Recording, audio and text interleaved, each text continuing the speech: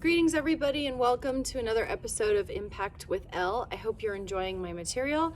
I'm enjoying putting it out there. I want to hope that everybody can engage a bit more. I'm looking forward to that. Also, if you do like it, please hit like and please subscribe.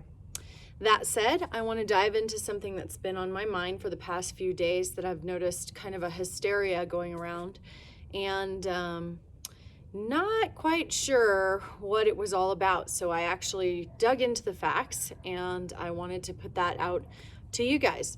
So one of the issues that I'm hearing about is this uproar over the Georgia new laws with respect to voting. Frankly, I was shocked to see the responses to that, and really a level of disinformation and ignorance surrounding this. So I'm hoping we can unpack that a little bit here and dissect the new laws. You know, I understand that people feel like this is a racist thing and it is, somehow harsh to people. I don't see how that's possible at all. So if we go through this, hopefully you'll dig in as well.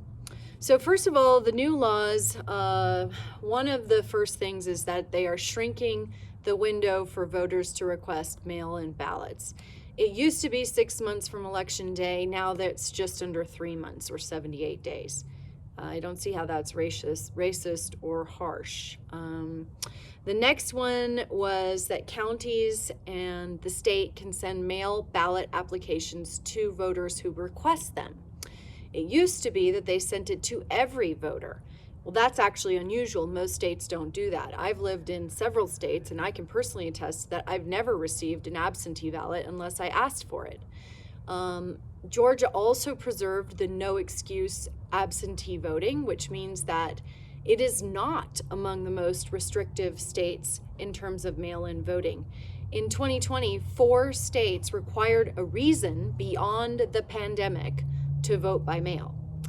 I don't understand why you would be automatically sent a mail-in ballot. It makes no sense. And here again, I fail to see how any of this is racist.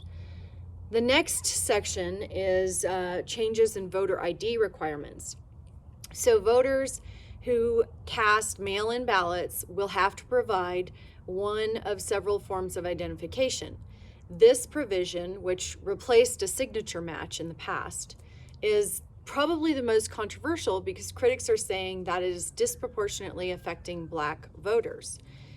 I personally feel that that claim is racist. It's making the assumption that somehow Blacks are less capable of getting an ID. Why is requiring an ID racist? If I were Black, I would be offended by the implication that somehow I'm less capable of getting an ID than anyone else. Identification is required for everything: having a bank account, traveling, driving, buying cigarettes, checking into a hotel, flying, entering a bar, buying alcohol. You don't have to have a driver's license per se to get an official ID. There's a lot of different forms and ways to do it. If it's racist to ask somebody for an ID to vote, then it is also racist to require an ID to open a bank account. So I just want you guys to think about that here, and let's just try to be rational. You know, in this country have very, very few requirements to vote. Age is one, you have to be 18, and you have to be a citizen. All you have to do to prove all you have to do to vote in this country is prove you are who you say you are and that you are qualified to vote. That's it. Pretty low standards. Not a lot of criteria here. I don't necessarily agree with that because I think voting is so important to the governance of our country. And in the past, we have had much more strict voting requirements. But again, the standard is extremely low right now. If you can't figure out how to get an ID, then maybe you shouldn't be voting. I mean, it's not rocket science. Again, I don't understand how that is racist. It's only racist if you assume that minorities cannot figure that out. And that is a racist assumption, and one that I am certainly not making. And I find that offensive. So, with respect to general voter ID requirements, most countries worldwide require IDs to vote. In fact, I can't think of one that doesn't. Many physically mark people who vote so that they cannot come back and vote more than once. I don't know why this is such a difficult issue in the U.S. With respect to the new Georgia law, even though an ID is required, voters don't even have to provide a copy of the identification. They could simply give the number. So, again, we're not asking for much here. And it's worth pointing out that Georgia's new law is actually less strict than some of the other ID requirements across the country. So, for example, photo ID is required in many states, and those would include some of the very blue states, such as Delaware, Washington, and Connecticut. So, again, let's get a little perspective here on what's going on. Couple of the other changes were they limited the number of ballot drop boxes during early voting. Basically, it was one per county or per 100,000 voters. They have to be indoors. People are saying, oh, that makes it less accessible and could lead to crowds. Again, really, this is absurd. They are guaranteeing a minimum number of drop boxes where some rural counties did not even have those. So they're actually adding more opportunity for people to vote. In fact, drop boxes weren't allowed in Georgia at all before 2020, and not all counties had them during the pandemic. So this is going to improve voter access. To this point, I would simply say that if you can't figure out where your appropriate polling station is, maybe you shouldn't be voting. I'm not sure I want that person electing my leadership if they can't find a place to go drop their ballots. Again, what are we asking for? Another one of the new laws was shortening the early voting in runoff elections. Instead of a minimum of 3 weeks, they will have runoffs held on a single Monday to Friday period. State lawmakers will be getting a little more power over county and local elections. That is that the General Assembly will select the chair of the state elections board rather than it being the Georgia Secretary of State. The chair is supposed to be nonpartisan. People are saying, oh, well, the Republicans want this, so they have more control. Well, the Republicans won't always be in charge. The law is the law, regardless of what party is ruling. Then there's a ban on handing out food and water within 150 feet of a polling place or 25 feet of any voter. Apparently, this is intended to stop outside influences. The argument against it is that it's making it harder for people to wait in long lines. Election officials are allowed to hand out water, so that's already an option for people.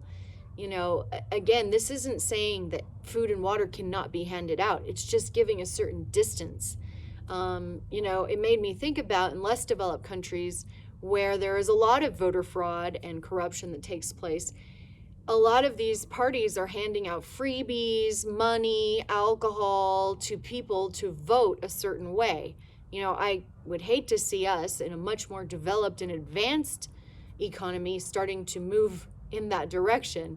So, let's just take this with a grain of salt here, people. They will be getting an additional day of early voting in most rural counties. This gives people at least 2 Saturdays of early voting for the primary and the general election. Previously, there was only one.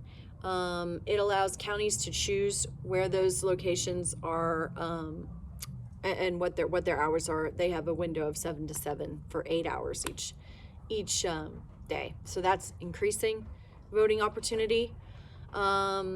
They're going to provide more resources so precincts don't get overwhelmed. And that about covers all of the new Georgia laws.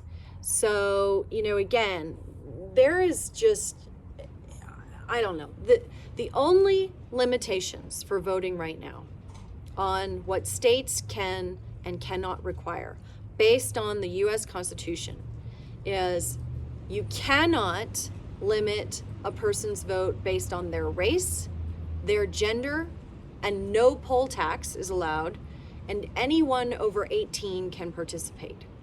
So that is constitutionally embedded in our country. Everything else, the states who control the voting can choose how they want to operate. States have basically unlimited restrictions they could impose, and every state is free to disqualify voters, but none of the states are doing it. Georgia is not doing that. Georgia is simply trying to ensure you are legally authorized to vote and that you vote only once. We want to ensure that the people who vote are still alive. I mean, this is pretty simple stuff. I fail to see what is causing this hysterical reaction. The Major League Baseball boycotting Georgia?